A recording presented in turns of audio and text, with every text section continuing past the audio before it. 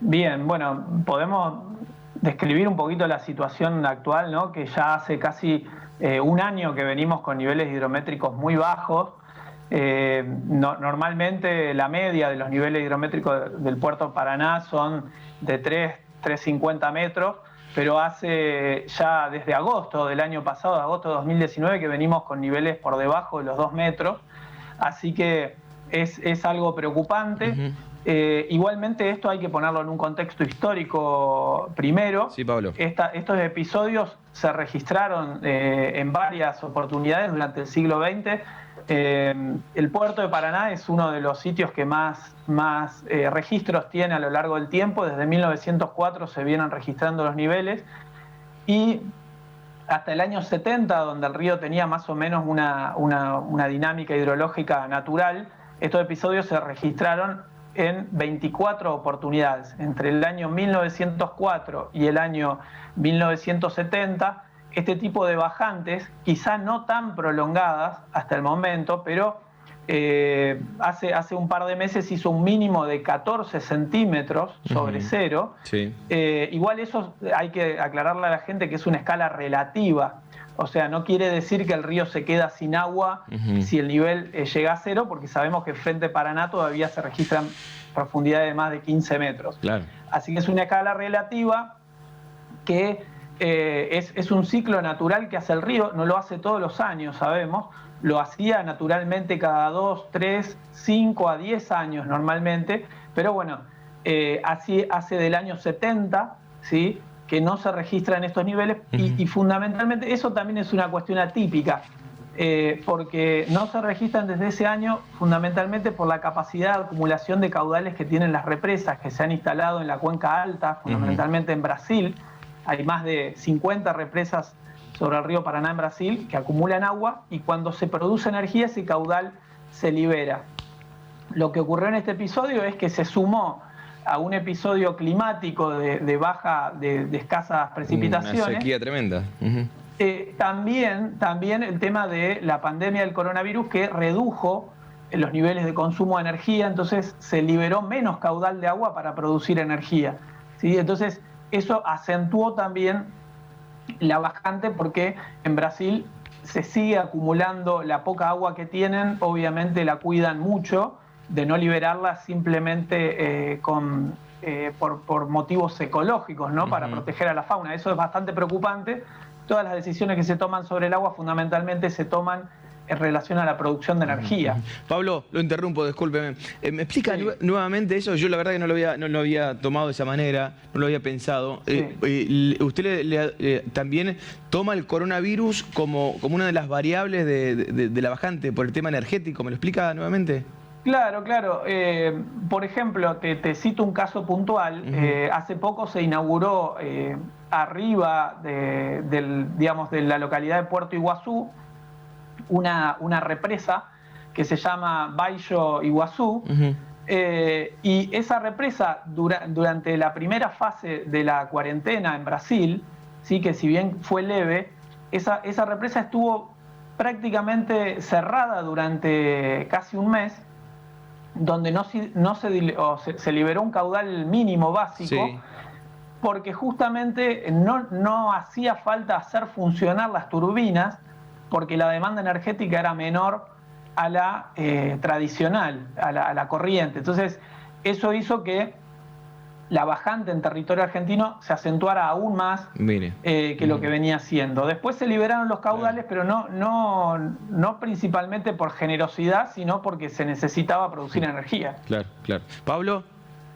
Sí, Pablo, mucho gusto. Pablo Rocchi es mi nombre. La pregunta es la siguiente, porque lo estaba escuchando con mucha atención, lo que hablaba sobre los ciclos.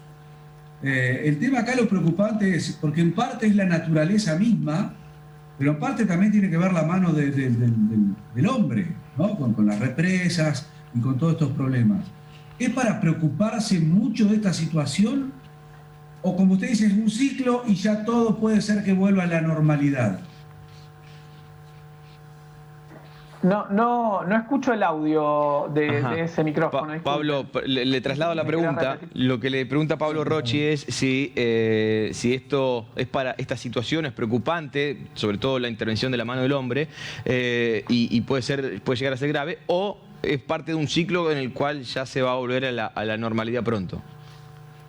Bueno, esto es parte de un ciclo, no quiere decir que no tenga consecuencias. Esto, digamos, hay que analizarlo desde muchas perspectivas. O sea, un sistema ecológico es un sistema complejo, me refiero, o sea, si la pregunta se dirige a lo que es la producción pesquera, uno tiene efectos inmediatos y a distintos niveles ecológicos. Podemos ver lo que le pasa a cada uno de los individuos de los peces que son para la producción pesquera, podemos ver lo que le pasa a las poblaciones, o podemos ver lo que les pasa también a los conjuntos de especies que nosotros le llamamos técnicamente comunidades. En términos, digamos, a nivel de corto plazo y a nivel de individuos, esta bajante produce en algunas especies, por ejemplo el sábalo, que necesitan el acceso a los lugares inundables para la alimentación, produce una reducción de el área que está disponible para alimentarse, y eso reduce, ¿sí? Nosotros analizamos la relación entre talla y peso, que vendría a ser el grado de bienestar corporal que tienen los peces, y eso se redujo ligeramente durante los últimos meses, al menos hasta donde se tuvo registro. Había una reducción a nivel de, o sea, los animales estaban más flacos que lo que habitualmente uno los observa. Claro. A nivel poblacional... Pablo, Nicolás Blanco lo saluda. ¿Cómo le va? Buenas noches. Y nosotros tenemos algunas especies que están muy complicadas. ¿Hay rotación? ¿Qué puede producirse con esta bajante? Bien, eso justamente estaba por explicar, digamos, el tema de la reproducción de ciertas especies, fundamentalmente sábalo, surubí, boga, dorado, tienen dinámicas poblacionales episódicas, que le llamamos, que estos peces están adaptados a esta periodicidad de las crecientes, que no se producen quizá todos los años, y de alguna manera todos los años juegan una apuesta poniendo cientos de miles de huevos en el agua. Si el río crece, hay pequeñas mejoras en la supervivencia de las larvas y juveniles, y eso produce grandes incrementos en la reproducción año a año. El tema es que esos incrementos son muy diferentes, ¿sí? Y dependen mucho del nivel del río. Cuando tenemos una creciente como la del 2016, hay una reproducción que podría decirse que es 1000 veces más que en un año habitual, y quizá decenas de miles de veces más que lo que fue este año, que la reproducción fue prácticamente nula, porque la supervivencia de los juveniles de estas especies dependen del acceso a los bañados y a las lagunas de la llanura de inundación. Decía, toda la parte de islas del río son los criaderos de los juveniles de estas especies. Si el río está abajo, no hay acceso a esos criaderos, y las larvas terminan muriendo en la corriente de los cauces. Entonces, eso después es un capital que termina repercutiendo en la pesca como mínimo 2 años después, 2 o 3 o 4 años después. O sea que si hay un problema con la reproducción, vamos a tener una reducción en la pesca dentro de 2 o 3 años. Pero en este momento estamos beneficiándonos con la producción de la creciente extraordinaria del 2016. Claro. Entonces, el tema del manejo pesquero es algo que uno lo tiene que mirar no en el instante, sino con un panorama general a largo plazo y considerando varios años. Pablo, la última consulta, si no nos sacamos más tiempo, porque uno habla o lo imagina cuando hablamos de la escala o de la medida del río, desde el puerto de Paraná y demás. Quizás es una pregunta tonta la que le hago, pero bueno, lo hago desde el desconocimiento. ¿La situación que usted describe es similar a lo que puede pasar, digamos, del lado santafesino, por decirlo de una manera? Sí, a ver, cada localidad tiene una realidad distinta, pero todos los manejos que se hacen en el río se tienen que hacer a nivel de cuenca. Eso es un gran desafío, porque las leyes de recursos naturales están definidas por provincia, ¿sí? Y en este caso, en el caso del manejo de la pesca, las medidas tienen que ser acordadas por todas las provincias, y por eso es muy importante, y hay un espacio que es muy, muy valorable, que es el Consejo Federal Pesquero, y es ahí donde se definen todas las cuestiones. Así que esto no es algo de Santa Fe y de Paraná, sino es algo que tiene que interpretarse a nivel de toda la cuenca, donde están las provincias de Corrientes, Chaco, Santa Fe, Entre Ríos y Buenos Aires.